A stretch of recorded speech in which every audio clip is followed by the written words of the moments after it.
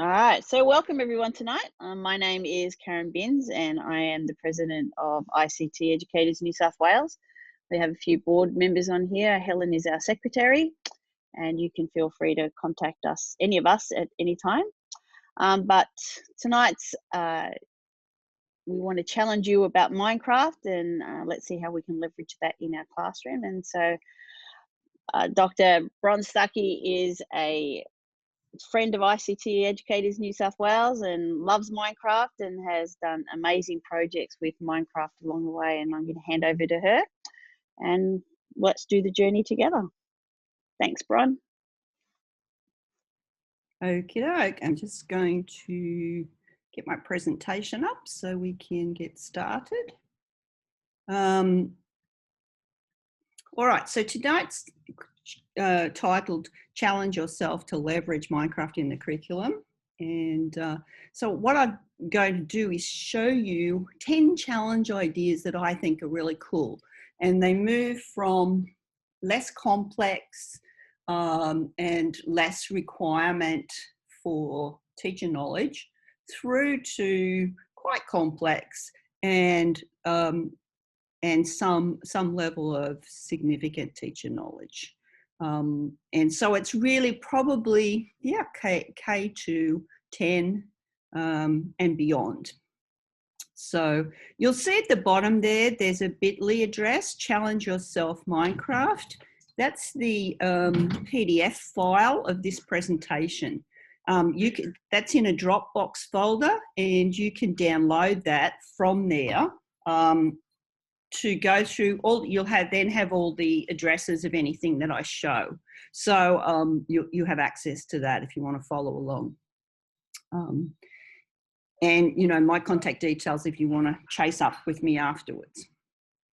All right, well, let's get started. We're going to look at 10 challenges today. And I hope some of them will blow your mind. I'm trying to show 10 because I want you to take at least one thing away that you think, wow, I could try that in my class. And none of them is a hugely substantive activity. I always think term 4 is a great term to try some level of innovation. And I know everyone's really seriously working on assessment and reporting, but this could be the fun challenge you give the students at the end of the year as a proof of concept for the work you might want to do next year with Minecraft. So these are variously projects run by Minecraft and other groups. And as I said, I'm a huge fan of competitions, and it's competition as a way to give us a finite end to what we're going to do. So you'll see some of that in what I'm talking about. So the first thing is that Minecraft itself has a lot of featured challenges, and I'm going to, and this shows you a few of those that would be relevant to the ICT area. But there are many, many more. I'm going to go into Minecraft for a few minutes to show you. So let's get into changing the share here so that I can bring it up in Minecraft. And you should now see my Minecraft interface on the screen. Okay, so this is brand new. This is the brand new version of Minecraft Education Edition. Its version, as you can see in the bottom right-hand corner, 1.14.50, which is the very latest. It launched Thursday or Friday last week, so hot off the press. Caused a lot of problems for people because there wasn't a warning that it was coming, and you need to keep all your students and learners on the same version to avoid some of the pitfalls. And you'll see in the menu now, there's a brand new button, Hour of Code. So this is to go directly to the Hour of Code activities and worlds for Minecraft. Now, that's not the Hour of Code games that are on the Hour of Code website, those scripted games. This is actual coding in world in a Minecraft world, and there is a series of those. But before that, I want to show you some other things that are really quite cool. So this is how you'll see your screen when you launch. You're going to say play. And now we have access to a huge amount of content within the game. that used to be on the website and you would have to go away and find it. So now you have this more awesome library here of things. You have an ability to import worlds and builds and to join other worlds and then create brand new worlds yourself. And the library is a really exciting place. I'm going to focus on challenges, even though all of these other areas are really very exciting. And perhaps one that's most relevant to you, if I go to the lessons area, you'll see science, math, computer science, and so on. These equity and inclusion and digital citizenship and social emotional learning are all beautiful worlds and work. And in the computer science, you'll see there's some significant programming and coding activities, variously for block coding or Python, either of which you can be doing in Minecraft. And then back to the hour of code, and there's usually a featured lesson for that month. But if we go back to monthly build challenges, I love challenges because they're a great way of determining the capacity of your kids. What skills do they already have? And there are now, in the monthly build challenges, over 50 challenges in here that you can explore for all different cross-curricular areas and for all different age groups of students. And so, you know, you can be engaging in Indigenous stories or a monster mashup, building a Zen garden, a solar model, and so on. Loads and loads of cool challenges for you to consider. And so when you go into those, you'll see that there is a little bit of information for you just to check, okay, is this what I really want to do? And a description of the challenge. So for the International Space Station Challenge, you're going to, was developed with NASA. And so your students are going to go into an actual model of the International Space Station and carry out some activities there that are relevant to working on the space station. So you can create the world, which means download it and bring it into My Lessons. So anything you bring in becomes part of My Lessons. You'll have access to the lesson plan on the website, which gives you a lot of the ideas for assessment and for aspects of the curriculum. And there is some mapping of Australian curriculum and different state curriculum for a lot of these newer challenges. And you could share the link with another teacher if you wanted to move on, or with your students. So you can play this world as a shared world. So you could host it with your students, or you could create the world and have each student building their own, carrying out their own work in the challenge. So challenges inside Minecraft are pretty powerful. There's a lot of them. I do recommend that you have a go at the challenge yourself before you offer it to your students, just so you know, if there's anything that they might trip over. I know one of our teachers has been doing one of the coding challenges and found an error in the piece of work. So that was quite exciting to pass that back. So it's always good to do that yourself and make sure you understand it. And they're a lot of fun. So, and these are all built in. So if we wanted to actually do any of these, time machine, all I have to do is create world. It's prepared the world, and now it's going to open the world in my worlds, and I'm ready to go off and play it and deal with it. And so there are boards usually, or material to tell you what the challenge is. And one of my most favorite tools these days in Microsoft is if you have a look at the list of commands on the left-hand side where I am, when I'm moused over this board, you will see that the I for immersive reader is available. And if I press on that, it's going to, on the I key, it's going to open the immersive reader. And I can have this read the text that was on that screen to me. I can have it translated into another language. So if I had students who didn't speak English as a native language, I could translate it for them. I can parse the language so that it appears in syllables, or it reads single words. So if we want to hear it. Build challenge, time machine. Choose a space in your community, school, or home, then reimagine the space. What will the space look like 100? Okay, so you get the idea. These icons, I'm not going to spend a lot of time on it here, but you can play with this, and it's a fabulous, fabulous tool to support, reduce the literacy burden for students and give them more independence when they're working in the world. And you'll also see in other places, books and things that kids write, the immersive reader is available too. So they can write a book in Minecraft and have the immersive reader read back to them what they've written. So they can be doing their editing themselves, hearing someone else read back what they've written to double check before they hand it in as a piece of work.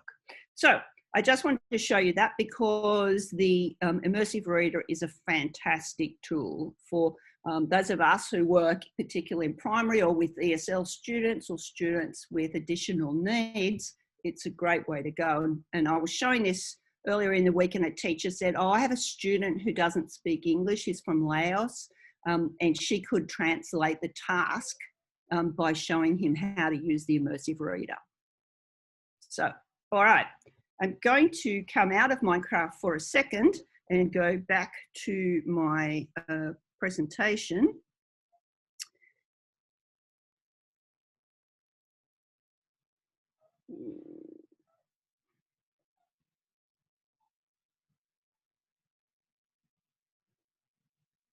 And see why it's not showing it. I'll have to stop sharing and reshare. It doesn't want to swap me over now.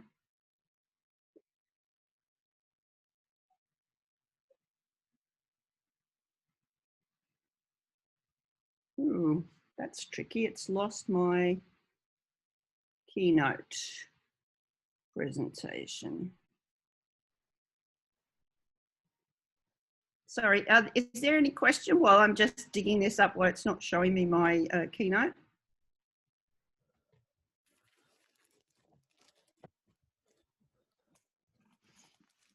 Just mute your mic, everyone, if you, or anyone that has a question.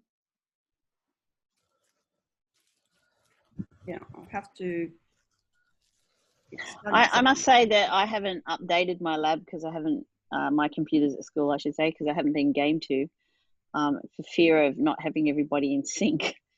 But I really do like some of those new features. That's pretty cool. Yeah, are you seeing my? Yes, we can see that now. PowerPoint slides? Great, great. It threw it away for some reason. So you saw there how we got to that. Those challenges are added to all the time. And I like the fact that things are now more and more being packed inside the game interface. So it's very easy to tell children how to get to the piece of work you want them to do. So that's really fab. I love those. One challenge that is there that has just finished, and I'm on the judging, one of the global judging panel, because there's hundreds of judges all over the world judging this one, is the Global Build Challenge. Now, this was a first for Microsoft to run a global challenge for kids all over the world to join in. And so it came with a world that you downloaded, and it had 5 biomes. So you could go to the beach or to the snow-capped mountains. But your brief was to design and build healthy spaces for animals and humans to coexist.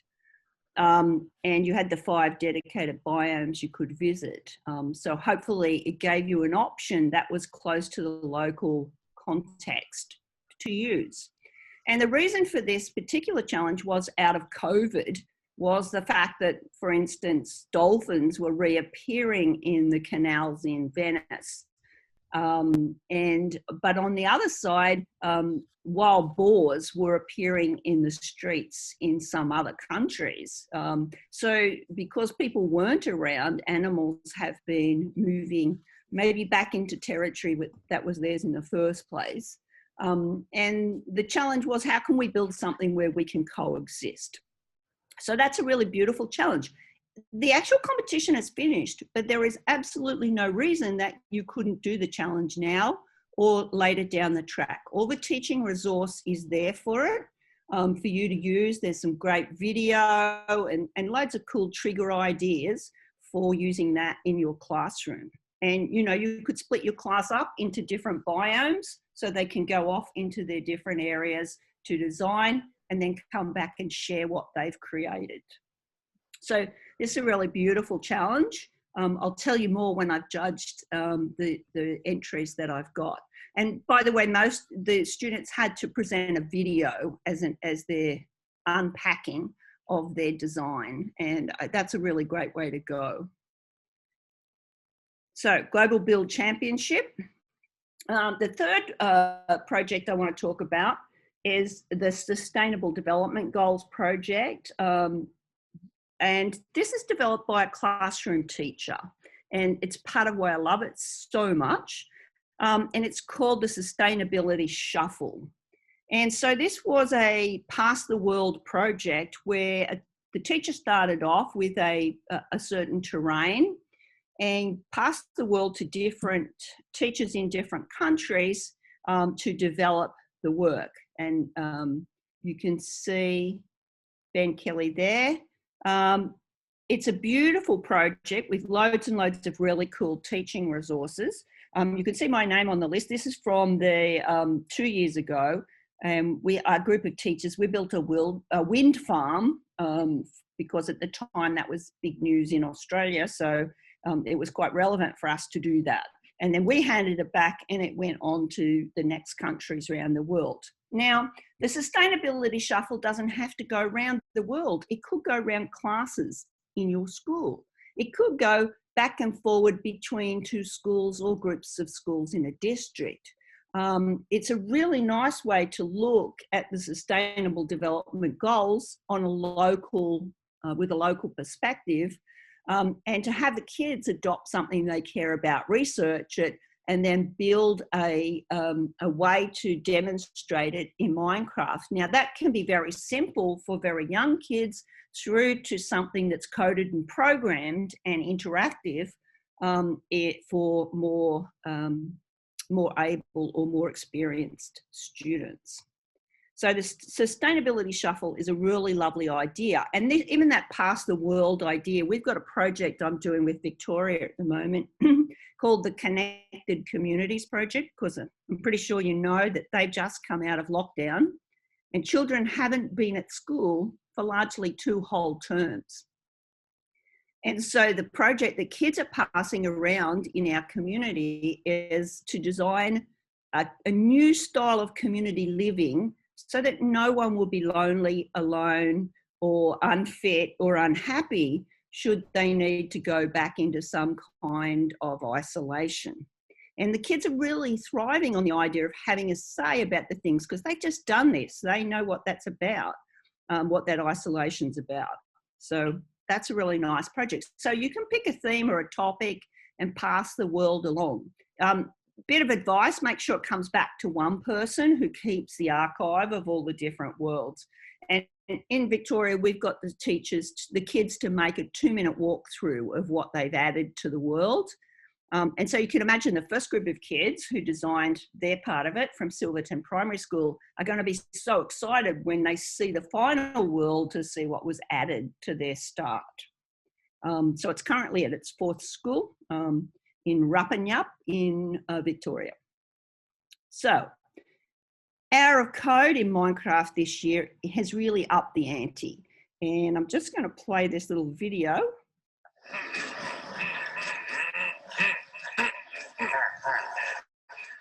What if we could build a better world?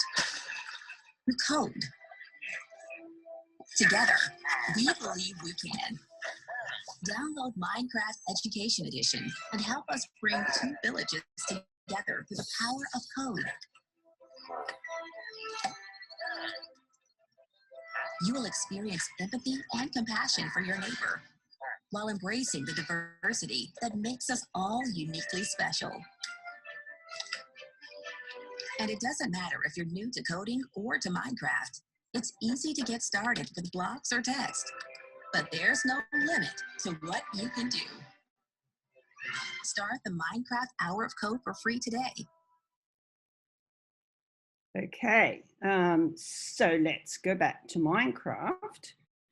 I'll have to and show you what that looks like. So if we go out of the world that I was in. Oh, what happened there? Minecraft decided to crash. Okay, well, it's coming back up. And if there's a question while that's coming in, I'm happy to go with that. Hey, Bron, there's a bit of a chat on the side about maybe we could do a project next year in 2021. I know Shane here from Akara with the schools that are in the Akara Digital Tech Project, plus all the ICTE schools. Maybe we could get something happening, a similar project happening here in New South Wales through ICT educators, and that would be rather cool, new project and something that we've never done before. Well, that would be amazing. I'd love to help on that. So I was just going to say, could you help me? Yeah, no, it's a brilliant idea. And it's a great project to do, a great fun thing to do. Create your own challenge, yeah. And hopefully that's what I'm hoping out of these ideas. You'll go, oh, we could do that, or we could manage that in our school. So, yay.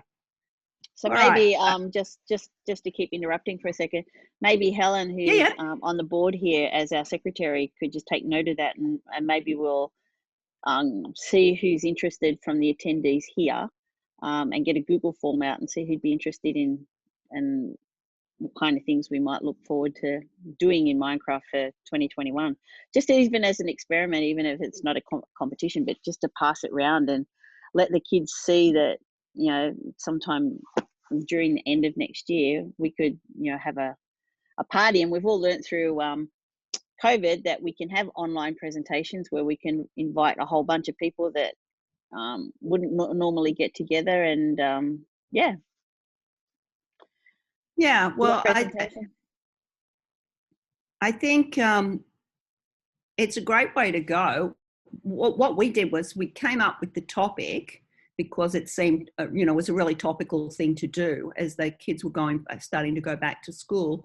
And we just pulled up a calendar and let people throw their names against a week that would work for them. And let them have at it. So they can build as little or as much as they like and use whatever skills. Because it's end of year, we told them, you know, use your mad building skills. You can go as, imaginative and creative as you want, but it's got to be justified by the fact that it would help you deal better as a community with a pandemic situation. So cool. I would love to help with that if anyone wants to run with that idea. Are you seeing my Minecraft world? Yes, we are. Maybe people can just put their interest in the chat and we'll try and follow up with people. Yeah, be cool. And I could certainly show at a different time what the Victorian builds were down the track, because the kids are really excited to know what's happened to what they did and, you know, what have other people done. And it's collaborative, Karen, as you said. It's not this is not a competition. It's building on something. So they're looking at, they go for a tour of what's there, and then they think about, okay, well, what's missing? What should be there that isn't? So yeah. And you get all sorts of schools joining in, you know, from country schools and rural, remote schools, and has a huge potential. So if you go into Hour of Code, which is coming up soon, the actual Hour of Code, and some of those Minecraft activities on the Hour of Code site are kind of cute and fun to do, but these are much more exciting. So this is the one you just saw in the video, the Minecraft 2 villages. The villages and the illages share the same space, but they don't interact well. And you're going to go into the world, and I'm just going to create the world. You're going to go into the world and solve some of their problems, at least, using code. And so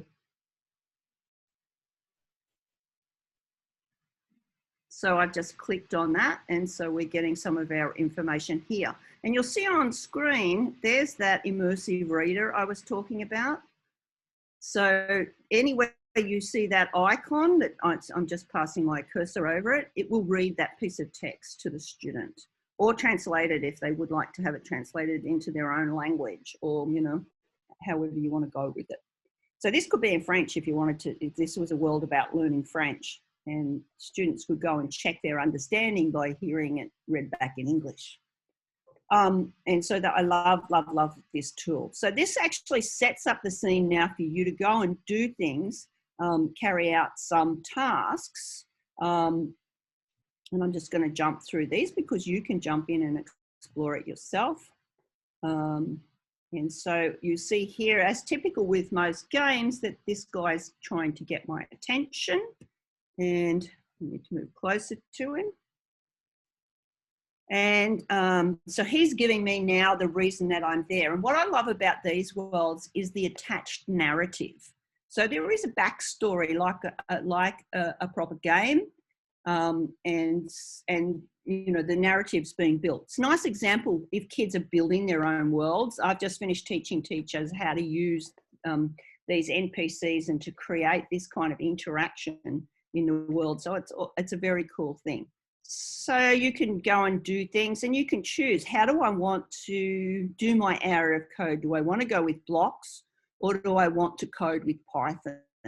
And I can make choices along the way. It will ask me after I do my first task, do you still want to stick with blocks, or do you think you want to change over to Python? So you're not locked into the whole experience just using Python. So, and you'll see there it says, okay, tap C when you're ready to get started, and that's just C in the keyboard, and it's going to bring up the coding interface. And there you are, you're into the coding activity, and you can start the tutorial with the drag and drop of the coding material.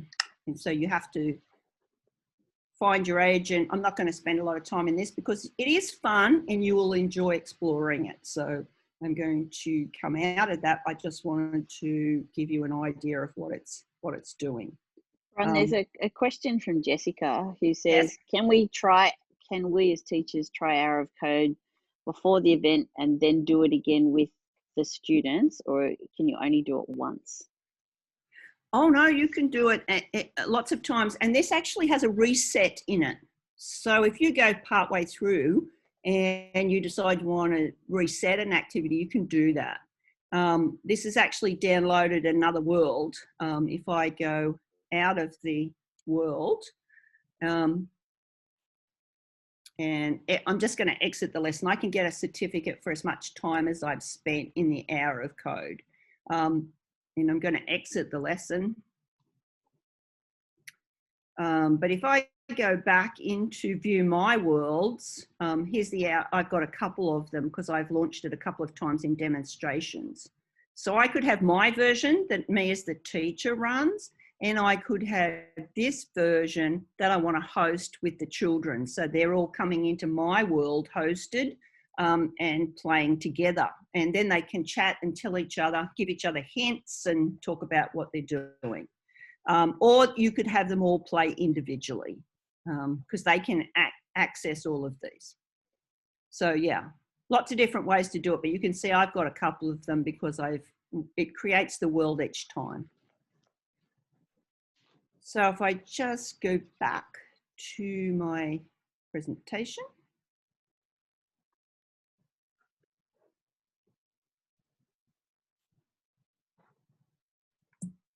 Okay, it doesn't like going between Minecraft and the presentation, so we'll have to deal with that. Okay, so any questions while I'm just swapping back? I'm sorry about that.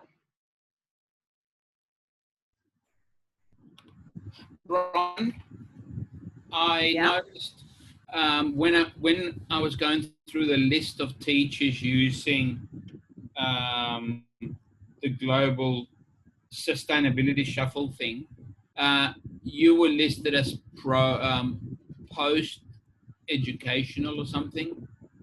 Yes. Is that not because you're at a high school? I didn't get that part.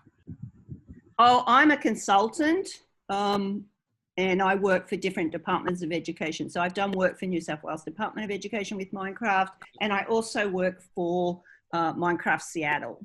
At the moment, I'm employed in a project in Victoria supporting a teacher community learning how to use Minecraft. So yeah, I'm not in the classroom. Yeah. Right. Okay. I work with teachers. Yeah. So I presume you're seeing my slides? Yes. Okay. So that was the hour of code. If you want to upskill yourself, and this is hot off the press because it launched last week also, is the Minecraft Education Edition Coding Academy. And I think it's 8 hours of professional development for teachers on coding inside Minecraft. With lots of nice tutorials, really well paced, and a quiz. So if you already know a little bit, you can go through and test yourself with the quizzes and then see how far you get before you need to plow into some new learning. And so you'll see there's the link for that Minecraft Education Edition Coding Academy. And it gives you a badge if you're using badges on your pathway in Microsoft or Minecraft badges. So nice piece of support there if you want to do the hour of code and you don't think you know enough yet. It's a nice way to get in and play with it. Okay, this project is another Minecraft project. It's the Collaborative Build Coding Challenge. And I've given the link there. It's in lessons in Minecraft. And what it is it asks kids to download a world which has a vacant space in it.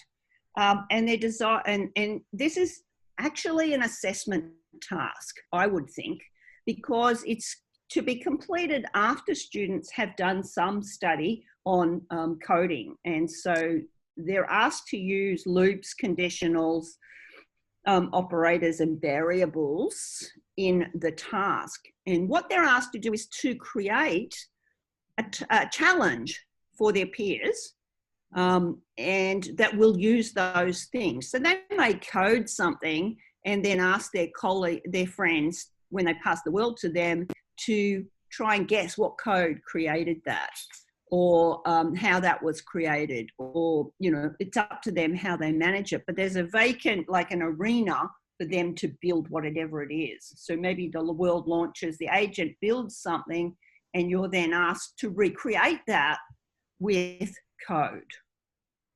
So this is a little step up from that, because the way this works is kids would create a world as a team, collaboratively, and then pass that world to another team. And the other team then gets their challenge. And so these challenge activities are passing along between different groups. So out of a class, you may end up with 6 or 8 challenges that you can then use. So that's supported in lessons. The link there is at the bottom of the screen. And as I said, the PDF at the beginning gives you the access to all of these links. So this is a nice task. And I think it's a beautiful assessment task, because if the kids can build a challenge that uses those things at the end of having learnt about them, then, you know, that's better than any test you could give them. So it also comes with some sample assessment rubrics and has a fantastic educator guide with lots of support on how to teach each of those aspects of coding. So this isn't necessarily your beginner coding activity, but as I said, we're working our way through. By the way, the hour of code, you can start with absolutely no coding knowledge whatsoever. You can really tinker with it. Young kids could be using it from, you know, year 2. So this is, again, another one. And I like that the most recent Minecraft activities come with loads of teacher support and loads of material that will give you the curriculum relevance. It may be in some cases to American standards, but it's not hard to see where it fits with our New South Wales outcomes or with our national curriculum. So then the next one, this is currently running. This is the NASIF. Now NASIF is the eSports Federation in the United States. And most of what they organise is in all different games played with League of Legends and other games for esports in the curriculum, and they're doing some fantastic work. And they've adopted Minecraft recently as an esports instrument. And the challenge for this is, the big challenge is to build a RUBE GOLDBERG machine. And that's really cool. But what they've done that I love is they've set up these preliminary challenges. And each of those is a separate little challenge in itself. So to build an incline plane, a screw, a wedge, a wheel, an axle, and a lever. And these are running through until January 5, when the major challenge will be defined. Now, you can't build some of those things in Minecraft. So what the students have very cleverly done is they've shown where in a physical world those things exist. So for instance, you can't actually easily build a pulley in Minecraft, but you can build an elevator that demonstrates how pulleys operate. The picture you can see there doesn't even look like Minecraft. It's so good. It looks like a pinball machine to me anyway. But yeah, so this is some of the material that's been coming through. And with this whole thing is some teachers getting together demonstrating how you could teach each of these, incline plane, pulley. I think they're currently up to the wedge because that's why I have this picture. But yeah, so there's a Twitch session for each of these. So you could go through and look at it, or you could show your kids, the teachers talking about how to do it, and then let them loose in the world to demonstrate their understanding. You don't have to join the competition. And for most of these, I probably wouldn't even join the competition. If you wanted to, of course you can. But I think these are fabulous teaching resources. Again, very well resourced, loads of good ideas, teaching booklets and things that go with it. And then kids could do all these preliminary things and then watch what that final challenge is going to look like. That would be so exciting to see how other people have interpreted the RUBE GOLDBERG machine. And make your own. Yeah, we did that last term, Bron. Year 5 had just done a whole heap of learning and created a real world RUBE GOLDBERG. And then so we took what we'd learnt in the classroom and put that into Minecraft, and the kids were actually looking at energy transfer to show how they could do that in Minecraft with redstone and that, which I knew nothing about at the time. And then other kids built roller coasters. So we had a group doing each one. So I really recommend that RUBE GOLDBERG challenge. That it was very positive experience for the kids, lots of learning. Yeah, and it's creative. It meets a lot of needs. It's visual. You can program it to whatever level your students are. You can get, some of these, this challenge is actually being used by, and this is actually global. So this is the first time the NASIF group has offered a challenge that is outside the United States. So anyone can join it. You have to have a team of within a certain number of students. I think it's not less than 2 and no more than 5. But yeah, if you wanted to run this as a competition for yourself or between schools, again, it's something you could very readily do. And I like the fact that they set up all the preliminary machines first to make sure that kids have taken on board how those could individually operate and then how they could interact. So this one is an interesting but very different way to look at things. And I don't have a link for this because Stephen Reed, whose work this is, hasn't committed it to a resource yet, but it's something I absolutely love. And it's called World in a Toy Box. Now, it sounds weird, but what it is it's Minecraft in a box. So you create a world perhaps that you want the students to operate in, and you then, and he does some tricky things with MCC tool chest, which I'll show in a little bit. So that's how come he gets that kind of floating box in the world that you can see on the left-hand side of screen and on the right-hand side.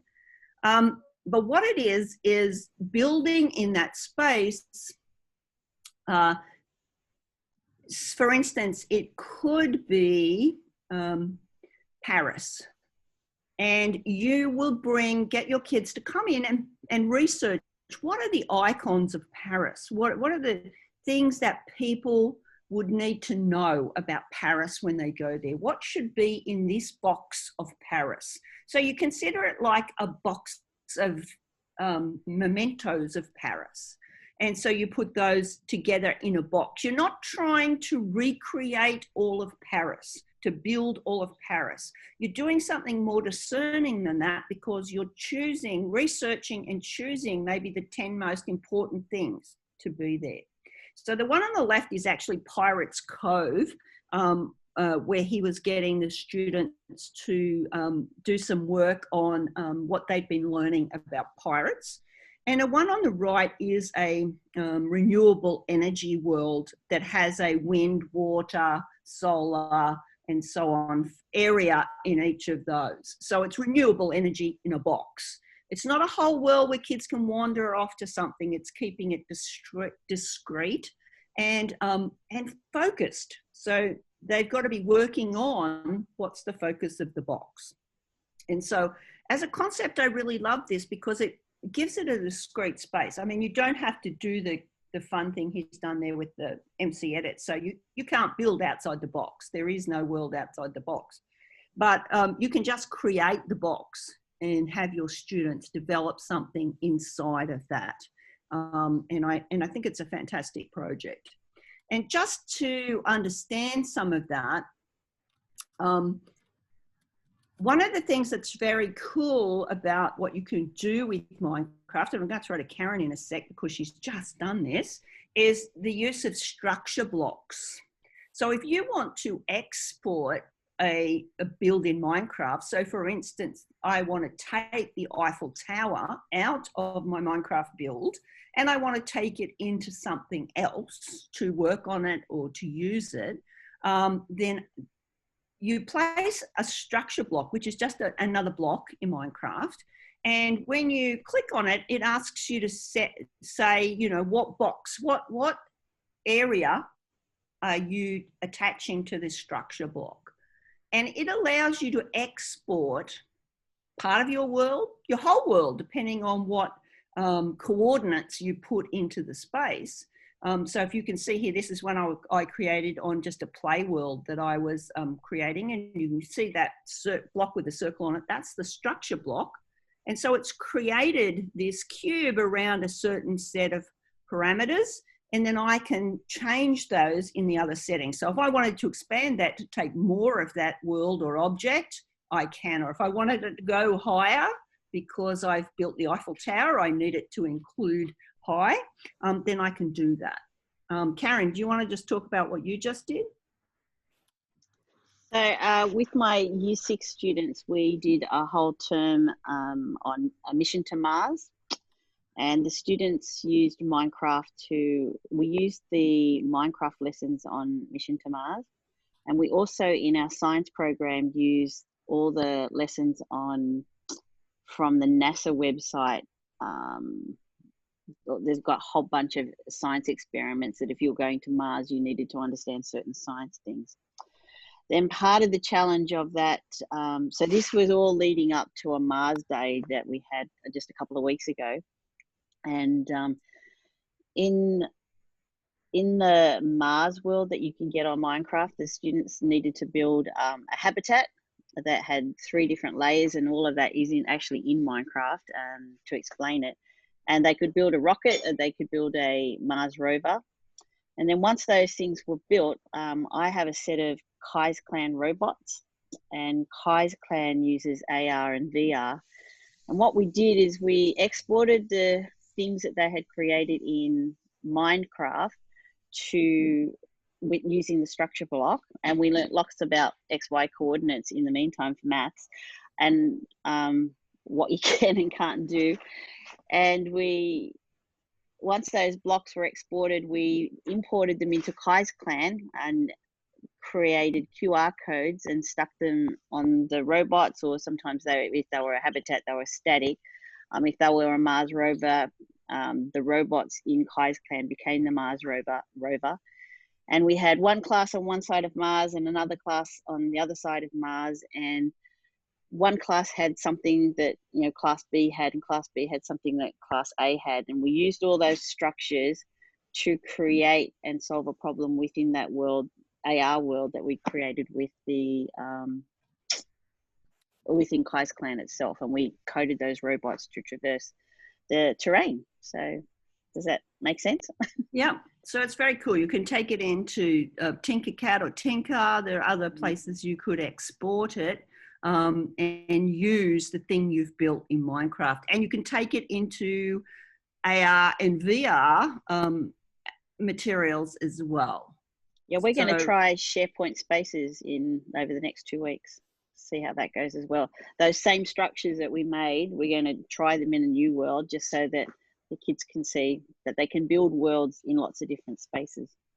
Yeah, so, you know, because it's built in Minecraft, it doesn't have to stay there. And structure blocks actually are really easy to use. As I said, you just put the block down, click on the block, and then say how big a space you want to export. So very cool. Okay, and on that same line, there's a whole lot of, keeping with the space theme, a whole lot of worlds that develop resources, or projects that develop resources around space that can be exported from Minecraft. Now, it's a little tricky because you used to be able to go through MC Edit and other tools, and now there's people working on a tool that will work for Minecraft Education Edition, and some of the things I'm showing from here on in will work better right now in the Java version. So if you're using the Java version of Minecraft, these things are a lot easier to do. So these are instructables that you could then take from Tinker or Tinkercad and make them into blocks. So design it in, you know, with all the curves and things you want, convert it to blocks, and then bring it into Minecraft. And as I said, it's a little tricky, and that's a whole session we could do on how to do that. But you can take things out of Minecraft into other forms, and you can bring them into Minecraft from other places. So, and by the way, that MCC tool chest is the tool that Stephen Reed uses to take away all the space around the box, outside the box, when he makes his toy box. Just by deleting that inside the MCC tool chest and then taking it back into Minecraft. So cool and fun things. You can build your own avatar skins around a theme or a topic, loads of fun. Now, this is Stephen Reed again, but we're getting to a really significant thing that I absolutely love. Not necessarily the topic, but I love the topic, but what he did. And what you see here is this was his series on renewable energy. And he was coding this live with an audience on Twitch. And he was getting the people in the audience to throw him ideas on how to do this. You know, like, there is no tide in Minecraft. And what he wanted to do was create tidal energy. And I've put the link in so you could actually go and watch his whole video. But let's have a look at a little piece of it. Can work for us. So let's look at this 10 times.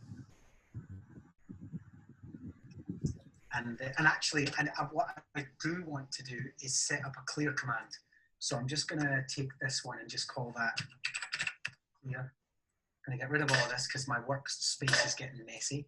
So there we are. We used a variable. I'm really pleased with that. I don't use variables very often. In fact, I remember when I first saw this, I was like, what is a variable? And I called a few people to find out what variables were. And now we're using them. So we're going to clear, and all I'm going to do is I'm just going to clear What you don't see is someone suggested he use a variable. So I've got a workaround, but it's not ideal because air, I don't think, clears water. And we can get rid of that, and we can just go from 3 to... so you can imagine this could be 10. one of the students who's been given a challenge. It could be the teacher. So now he's running his code. It did get rid of water. So that's good. We can clear floods. Right. So let's try tide again. Oh, we have a tide coming in. So technically we need to do it 1, 2, 3, 4 more. Let's see if this works. So let's go tide loop 14 times. What you don't see in this is people giving him advice on where to go, what to do, what's happening. 15.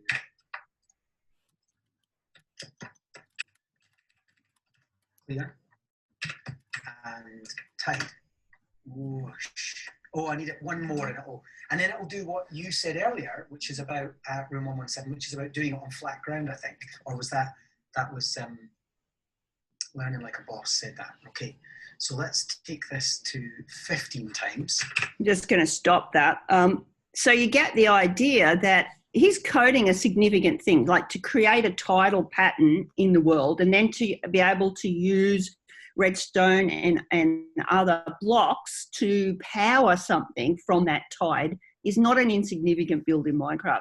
But you can imagine a group of kids, if one's the actual coder and all the others are giving them advice on how to do this, how to solve that problem. Because he couldn't do this on his own. He was doing it with about 20 other programmers on Twitch. But that could be in Teams, it could be over whatever tool you want to use, where you can see the interface and you can also see communicate with each other. So I love that idea of one person coding or 1 or 2 people doing the coding and taking advice from the others. And that could be the teacher. I don't know how to do this. Help me. How are we going to do this? And you can kick it off. And you can see it's not insignificant coding that's happening there. And he does that for the whole set of renewable energies. So that's a nice series of videos if you want to go have a look at them. Can work for us. So then there's Planet Minecraft has a whole lot of competitions. Now, they're not Minecraft Education Edition, but the ideas of the competitions are things that we could definitely leverage. So, you know, a build contest in the Nether is fun, but I really love some of their past challenges in the world. So the aircraft contest, and my particular favourite was build a home base for your favourite superhero. There's a brief, the contest details, and then you get to see the entries that other people created. So over here on the left, you can see some of the structures that were created. This is the aircraft challenge, and it had, as you can see, 111 entries in the contest. But you could run that contest in your class, just stealing the brief out of these projects and running it for your own students. And the briefs are really well written for something. They're not curriculum related, obviously, because this is an open challenge, but they're certainly things we could give our kids as a challenge. And they can go look at examples that other people built and then decide how they want to go, because this is kind of fancy for the aircraft one. But the base for your superhero as well. And there are other projects there with beautiful narrative projects, writing projects, design a skin for Halloween, you know, like all different activities that you can do. Again, these examples are not done in Minecraft Education Edition. They're done in the Java version, but you could be doing them in your own materials. And then kind of the top level of what I see as cool challenges is the idea of looking at artificial intelligence and having your agent in Minecraft not just be coded to do something, but to learn how to do something. And let's see if I can get this video to run. In Lesson 9, you will be experimenting with artificial intelligence.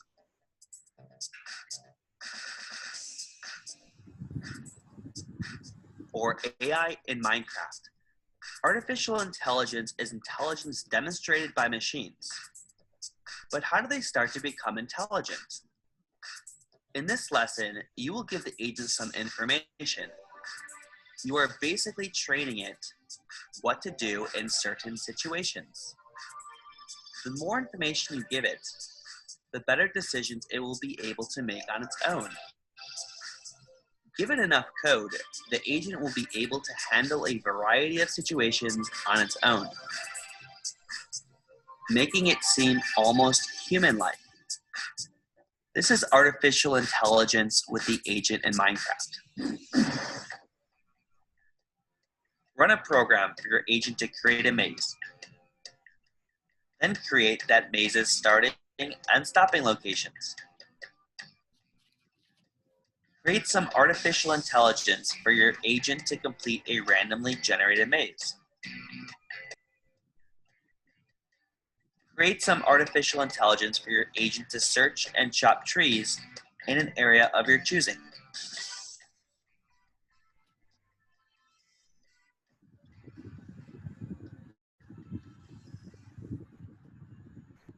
Okay, so that's not just an agent randomly chopping trees. It's got to recognize a tree and be able to cut it down. So you're programming it to understand that and to be able to come upon a tree, know it's not one of the other things that could be there, and to cut it down if it's a tree.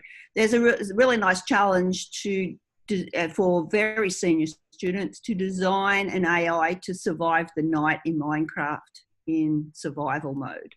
And so that's pretty tricky because you have to build a house and you have to be in it by dark, so you can start to see the level of programming you have to do. But if you want your mind to really be blown, this is a postdoctoral project in Minecraft. So the next one is there we go. This is Project MALMO in Microsoft. And this is to teach, the challenge was to design a stag hunt game. And I'll show you this game on the screen. So you get to see, this was one of the winners. You'll get to see what that looks like when I play the video. It doesn't have sound, so, but the idea is you have to collaborate with the other player to catch the pig. So score 16 out of that one. Get ready to catch the pig. Okay, so it's got to learn how to collaborate with the other person and where the pig is and how to manage that. And so for anyone who thought Minecraft was this twee little game that kids are using, this is a collaborative AI challenge that Microsoft put out that's being used as I said, in doctoral programs as beginning AI. And so using coding in Minecraft, whether that's in Minecraft Education Edition or Java, you can do some fairly significant things like teaching an agent how to collaborate in the world with another player. So this is what I think is the kind of cool stuff. It's the green fields we don't know how to do. But if you throw it out to kids, one of your students might be the child that solves this challenge. So, you know, I'm always about making the challenge beyond their immediate reach, because you want them to stretch themselves and to rely on each other, to have some reason to share their thinking and their expertise to solve a problem. So maybe they're not ready yet to teach their AI something this significant, but they could certainly teach it to recognize a tree and chop it down when it sees one, you know, and start to do that kind of learning, machine learning with Minecraft. So that's me. That's the sum of what I had to say, and I'm sorry I've gone over the hour. And any questions? We'll come back out of the presentation.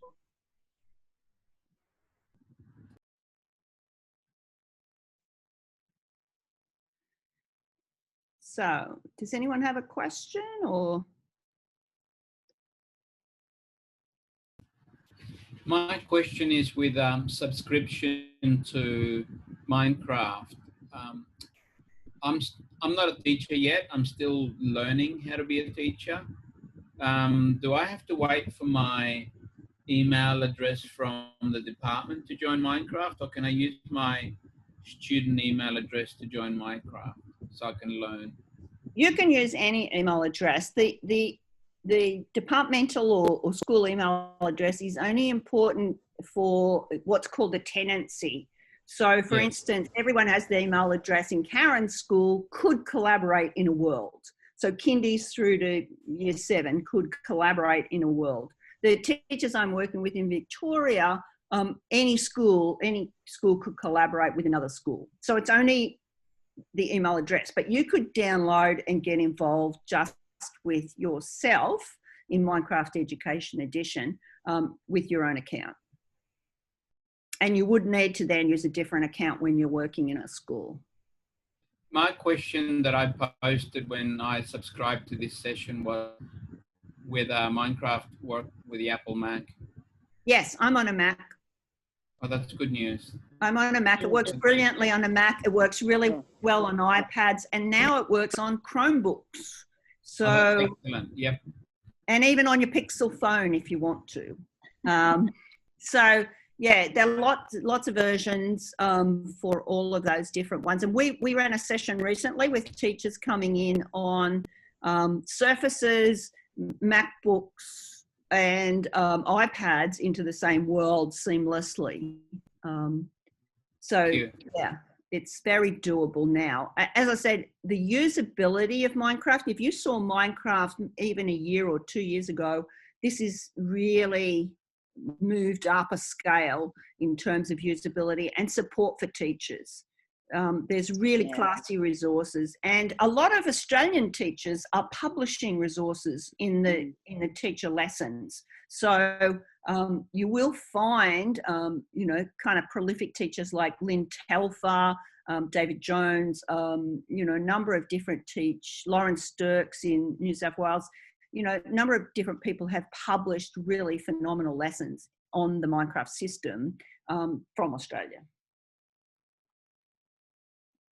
Any other questions? Anyone want to? There's one in the chat. There's one in the chat from Karina. You might like to quickly read, Bron. Yeah. About her sustainability STEAM project. And just while Bron's having a quick read of that, Helen's put in the chat, if you'd like to register and let's see if we can get a pass a world round schools in New South Wales, there's a bit.ly link there to a form if you'd like to fill it in and post your interest. And if there's enough interest, we'll get the board over the Christmas holidays and I'll have a chat with Bron and see what we can come up with. Karina, you said that you only have an hour with them. One of our classes in our connected community world that we've been passing on from school to school, she only had her year 6 for 1 hour on Friday. But she prepared them, told them what was happening, and they really got into that 1 hour of, you know, solid work. And came up and she wrote to me and said they absolutely loved working on it. So I actually like time delimited projects, you know, the sense of urgency and whatever it gives them. You don't have to spend, in my experience, you don't have to spend a lot of time teaching kids Minecraft. They will teach each other. You might want to identify anyone who has never played it. A number of my teachers have said they just give them a quick thing to do, you know, build your house, and then look for who can't do that and pull those kids aside and give them a little bit of a workshop if you want to identify anyone, because we do have kids who won't have been allowed to use it or don't have it at home or don't have the technology. And so they may have missed getting into Minecraft.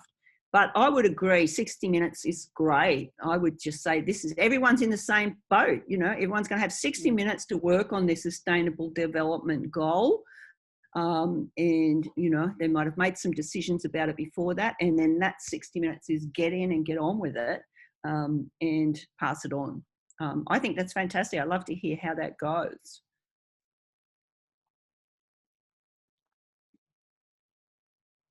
$50 minutes, yeah. 50, 60. I have a challenge I get teachers to do with kids. It's a 30-minute challenge. And that includes 5 minutes describing the challenge, 20 minutes to do it, and 5 minutes debrief. And I always, always, always include debrief at the end of the lesson. You know, what did we learn? What was, you know, what surprised you? You know, what was exciting about this? What did you get frustrated over? You know, like talk about it and debrief what happened in the session. Bron, thanks for the stuff that you've put out for us. All those ideas were fantastic, and I know it's sort of hard to do that. You've done a wonderful job with it.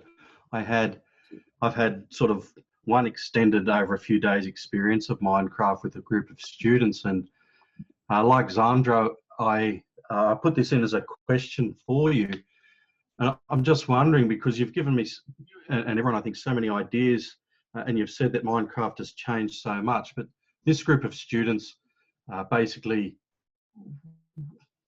Minecraft was used as a babysitter for, and there weren't these wonderful challenges, and there was the idea of let's go in and just, you know, do the code, but only 1.5 students were capable of doing that. I'm just wondering if you could speak to those sorts of issues for a couple of minutes with Minecraft. I think that this is something that a lot of teachers may struggle with.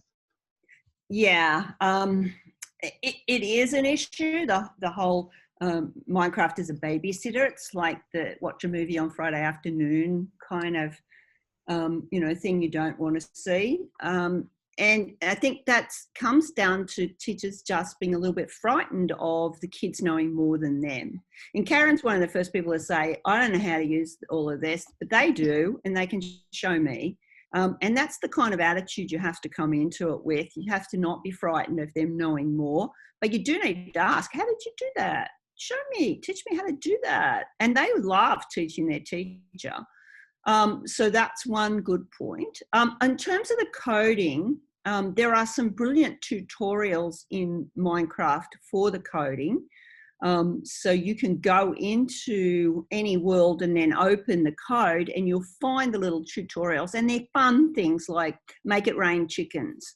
And so in the world, when you run that piece of code, chickens will rain down on top of you.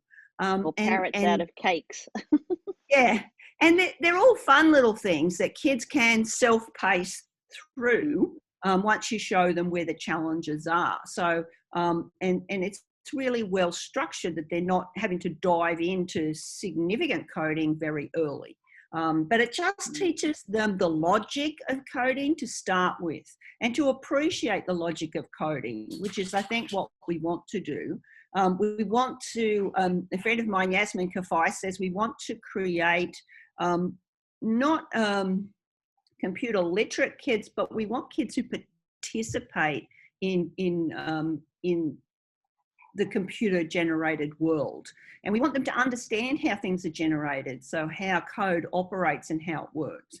Whether it floats their boat or not, you won't know till they've had their try and learnt about it, you know. So, you know, you'll see kids light up who you didn't know had the ability. And particularly we found, with Minecraft, I found a lot of children with additional needs find they excel in Minecraft. You know, so children with autism or on the spectrum often can have that single-minded focus to work on something. It helps to support their attentional window, and it also sometimes gives them the chance to be a leader or a mentor in their class.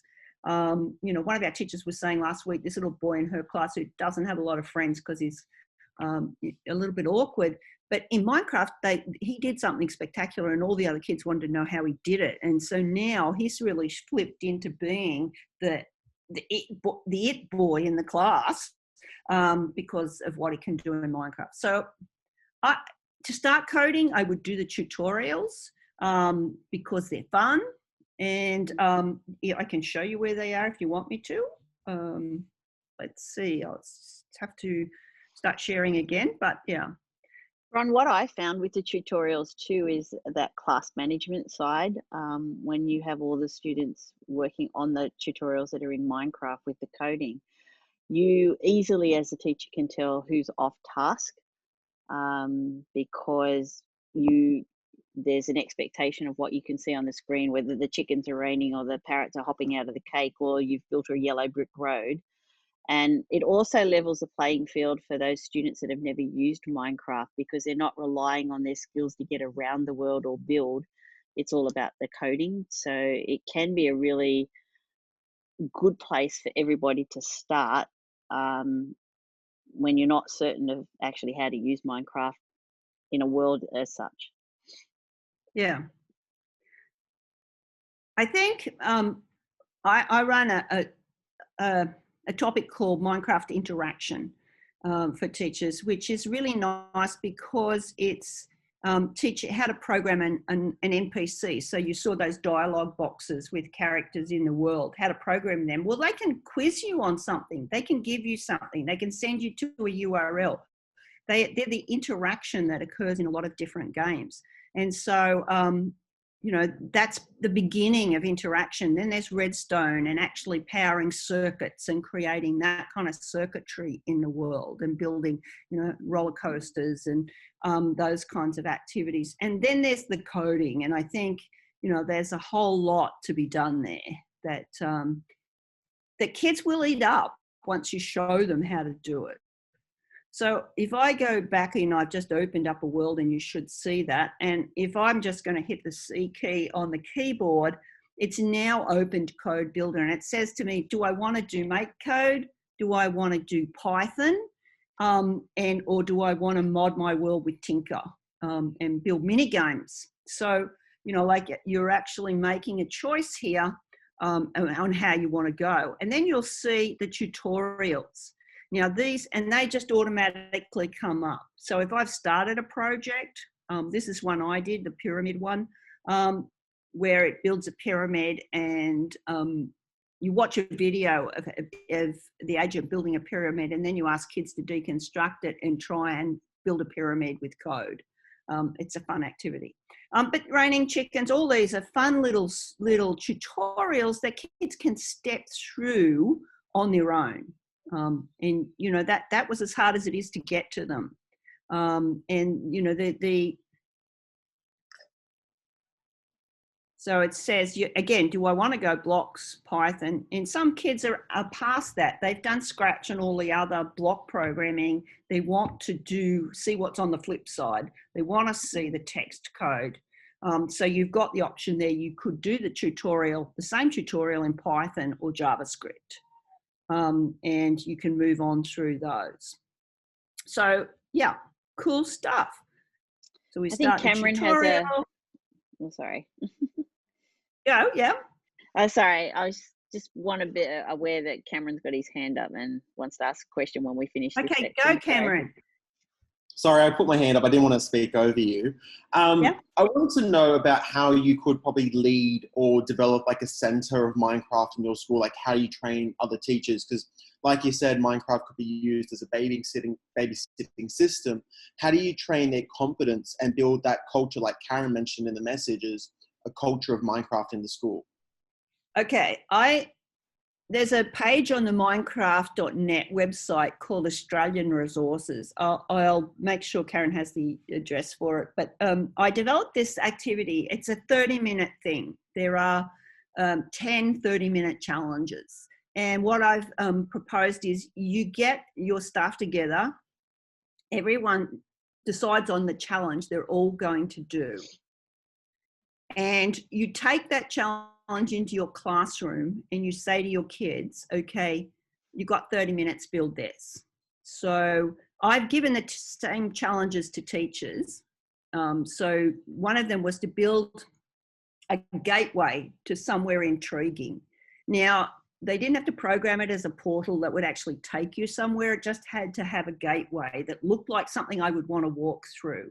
But it could be a portal if teachers knew how to program a portal. And the teachers absolutely ate it up because it was a task that was as big or small as any teacher wanted to make of it. So some built underwater gateways and, you know, caves that you went through and all sorts of ideas. And some actually built portals that teleported you to somewhere. Some of them took the task and went to their kids at school and said, I've got this homework task. How do I do it? And got the kids to teach them how to make it a portal. That's what I do.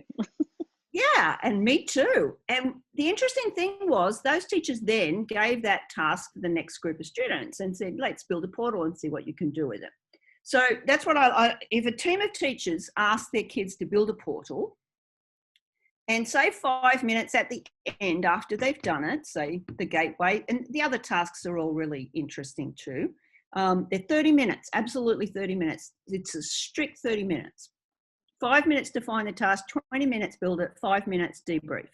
And the debrief question is, if we had Minecraft last term, what could we have done with it? So now you're getting kids to reflect on what did we do last term? What topics did we work on last term? And generate their own ideas for you on what they could do with Minecraft. And so it lights teachers up when they hear the kids talking about what they just did and how they could have used Minecraft as part of it. So I think getting teachers to take Minecraft into their classroom, be able to suspend 30 minutes of their time and do that with the kids is a great PD tool, because no one will die. It won't be really scary. The kids will all be on task, because I love time delimited tasks. And you'll get out of the kids, they'll be able to say, gosh, if we could have built Gallipoli, you know, like we could have been able to show how tall the cliffs were on the beach, or, you know, if we'd have been able to build out our school, or, you know, they'll generate ideas out of the topics they've just done. That's the way I'd go. And where would that resource be available? Sorry. I can find it for you. It's also a booklet that maps the national curriculum to 80 activities across the curriculum. So let me just grab that. I never remember the address of it.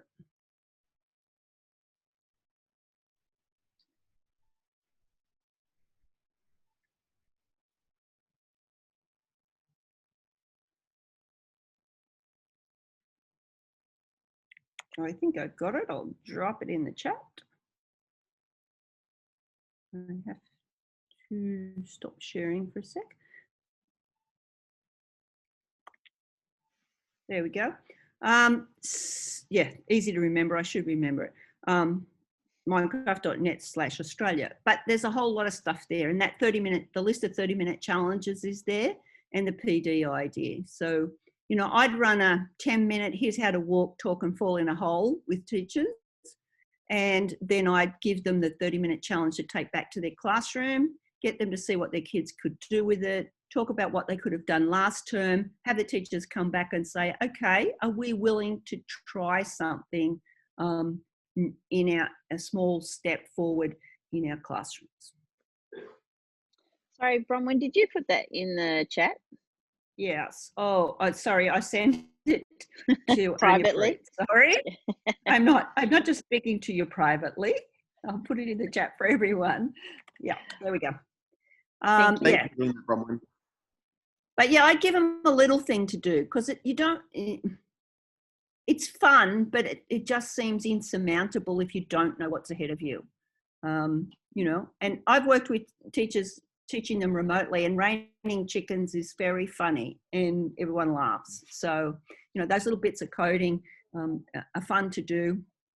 Guys, have a pizza night and run PD with Minecraft over some pizzas.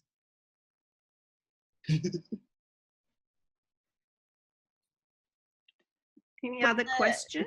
Yeah, Bron, the PDF we're talking about is the challenge yourself to Minecraft at the bit.ly code, right? Yeah, the PDF for these. Yeah. I'll just put it back in the chat. Yeah. Don't make the mistake that I did the first time I ever did Minecraft in the classroom, and that was let them all go to the same world to rain those chickens, because that didn't work at all. No.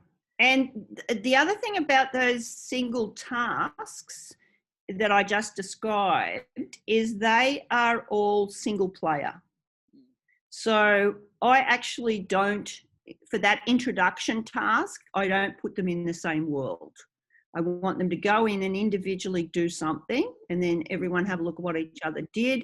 I'm not dealing with the interaction inside the world, which, you know, is a whole digital citizenship lesson you've got to do before you go in there.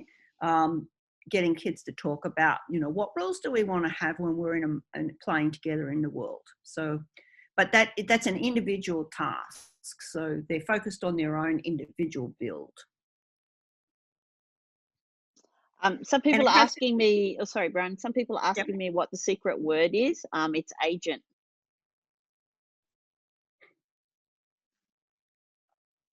So I'll put it in the chat anyway. I forgot to announce that at the beginning, so that was my fault. But everybody, it's agent.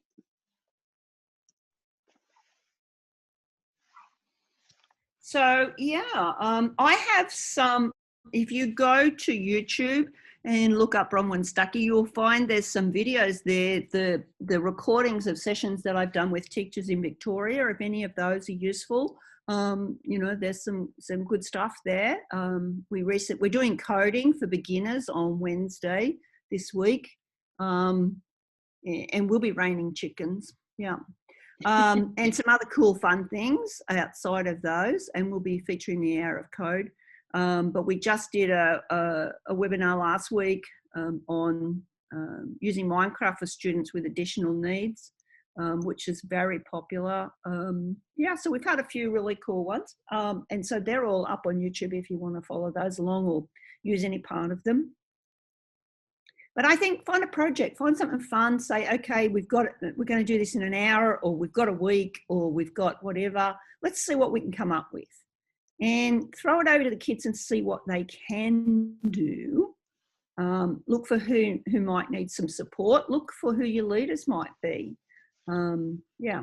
There's a beautiful project, Jung Koo, who was teaching at, I think, Chatswood West, but he's now at Linfield, did with his year 6 kids, and who were very, very talented Minecrafters. And he sent a pair of them to each teacher in the school. And he said, got them to ask, tell me what you're teaching next term. And they came back with the topics the teacher was teaching. And their project in Minecraft was to design a world for that teacher to use as part of a lesson in their subject next term. So they built the world with some challenges or whatever else in it. Now, what teacher is going to refuse to use that after the kids have done all that work on that project? So it's kind of a little sneaky way to infect the other teachers with Minecraft in the school. So that was a really nice, if you've got, you know, really a group of experienced kids, it's a nice project to work on. Karen and I are presenting next Monday night. I'll give a plug for that. Next Monday night with ACME, the Australian Centre for the Moving Image. And Karen will be presenting her work with the Mars Rover project. I'm doing a little top and tail to talk about the various ways you can use Minecraft. We have a girls esports program that's going to be showcased, which is year 7 and 8 girls designing their own program for competition in Minecraft. And guess what? Girls care more about collaboration than competition. Yeah, that's true. We have Kieran Nolan from Warana Park Primary teaching us to mine for Bitcoins in his Java world. And we'll be exploring the science toolkit with Megan Pusey from Western Australia. So that's a really fun session. It will also all be recorded. So if you can't make it next Monday afternoon at 4 o'clock, we would be happy to send you out a link so you can follow up. But that's going to be pretty cool. Sandra is asking, how do we come? How do they get to there or register for it? I've got to find the link. While you were talking, let me just find the link so I can send it to you, put it in the chat. So just while you're doing that, Bron, just so everybody else here knows, I'm not an expert in Minecraft at all. Both my boys play it. Lots of the kids at school. I've only been experimenting with Minecraft over the last 3 years. Made heaps of mistakes in my first year, like letting everybody into the same world to rain chickens. I only did make that mistake once. But Minecraft has come a long way, and it's such a great tool. And there are a whole lot of lessons at all the different stages that you can use. Currently, we're having a Minecraft term. So I teach IT as a specialist subject to primary school. So year 3 are just learning how to code. So they're raining chickens at the moment, based on what we've learnt with using coding skills with Dash Robots and Scratch for Makey. So we're building upon the skills and showing the kids that there's lots of ways to do visual programming, but they all involve loops and variables and things like that. Year 4 in science are looking at bees and pollination. So we've been exploring all the bee worlds in Minecraft. Year 5 are taking their coding skills to the next level, and Year 6 did the Mars project. So it's taken me a couple of years, but we're getting there. And so my suggestion is don't be afraid to give it a go.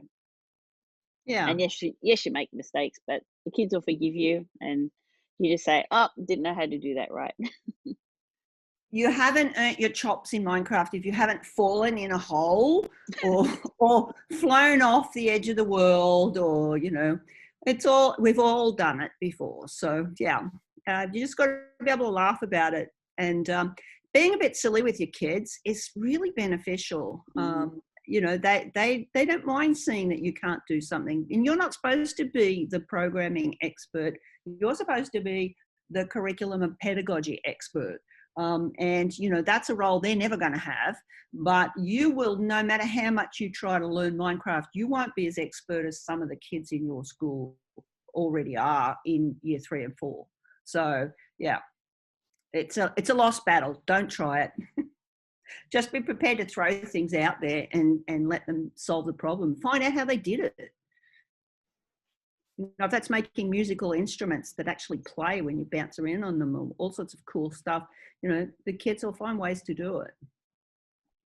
And let's face it, they have more disposable time than us. Yes, that's very true.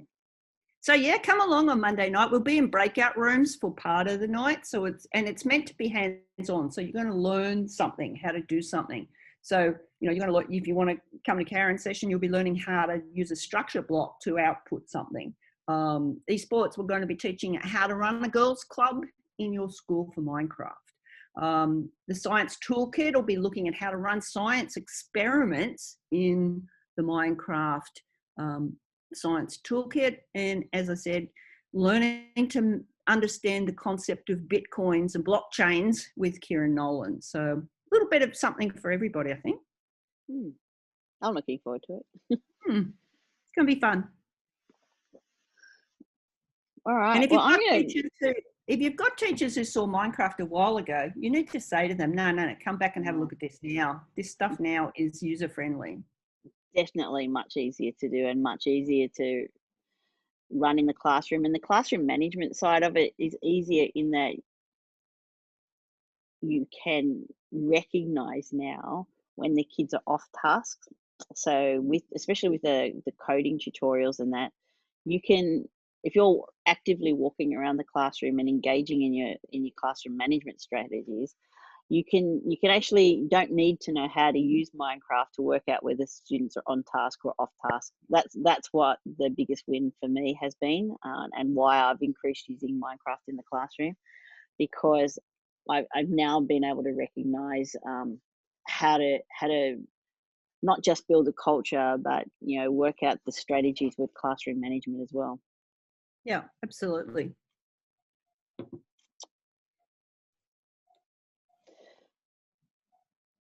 Well, we thank might you, end the everyone, for hanging in recording. there. So I'm just going to give the last words to you, Bron, then I'm going to end the recording. And if people want to just have a casual conversation, so in case they don't want to be recorded, then we can do that. So last few words, Bron. Oh, I'm just happy everyone had a go and came in. And you look, if you want to follow up on anything, don't hesitate to contact me. I love helping teachers come to terms with Minecraft. So, you know, if I love visiting schools. So if you want to invite me to come visit or maybe help with some PD with your teachers, I'd love to do that when we can visit schools. Yeah. Yes. True. So yeah, but don't hesitate to ask. I'm an ICTE New South Wales member, so you know, like I'm just another member of the community. So yeah. Well, thanks, Bron, for being with us tonight, and thanks everyone else for participating. I'm looking forward to seeing what we can do together with Minecraft in 2021. So we're going to sign off for tonight, and we'll see you all next time.